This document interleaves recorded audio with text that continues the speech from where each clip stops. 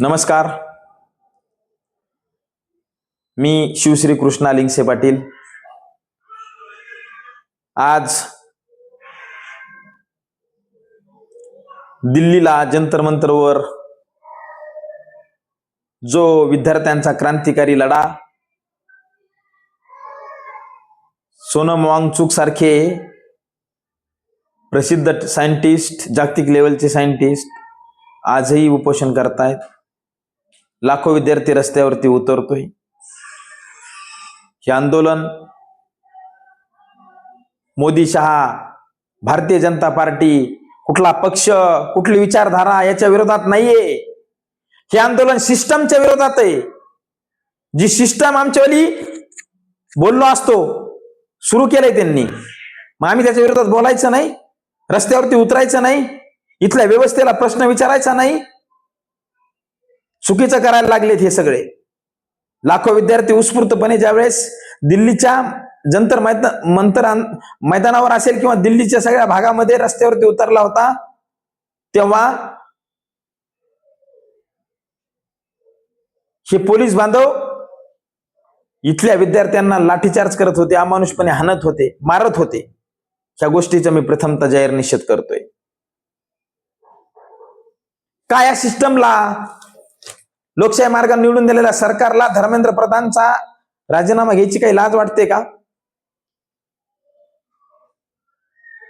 धर्मेंद्र प्रधानचा राजीनामा तुम्हाला आता द्यावाच लागणार आहे. 26 तारखेला सर्व पक्षीयांचं आणि विद्यार्थ्यांचं जे मुंबईला आंदोलन आहे त्याच्या दुसऱ्या दिवशी तुम्हाला राजीनामा द्यावा लागेल. महाराष्ट्र पेट घेतोय. भारताच्या कानाकोपऱ्यामधून विद्यार्थी दिल्लीच्या दिशेनं कूच करायला लागलाय. अनेक सामाजिक कार्यकर्ते, अनेक राजकीय लोकांनी या आंदोलनाला समर्थन केलंय. जंतर मंतरच्या ऐतिहासिक आंदोलनामध्ये युवक खऱ्या अर्थानं सहभागी झालाय. आणि हा युवक जिथं लात मारीत तिथं पाणी काढण्याची क्षमता असते, आपण असं सहज बोलताना म्हणतो, ते उगाच नव्हे, हे परवा आंदोलनाची चुणूक यांनी दाखवून दिलेली आहे. ही रस्त्यावरती उतरणारा युवक, रस्त्यावरती उतरणारी तरुणाई, रस्त्यावरती उतरणारे हे विद्यार्थी, हे काय पाकिस्तान, अफगाणिस्तान मधून आलेत काय? त्यांच्यावरती तुम्ही अमानुषपणे लाठीचार्ज करताय. जाहीर निषेध आहे त्या कालच्या लाठीचार्जचा. नक्कीच युवक खडा तो सरकार से बडा. आजही मी सांगतो इथल्या व्यवस्थेला, इथल्या प्रशासनाला, इथल्या शासनाला, तुमच्या बापाला प्रधानचा राजीनामा द्यावा लागेल. तुमच्या बापाला धर्मेंद्र प्रधानचा राजीनामा द्यावा लागेल. चुकणार नाही. याच युवकांनी तुम्हाला या सत्तेवरती बसवलंय.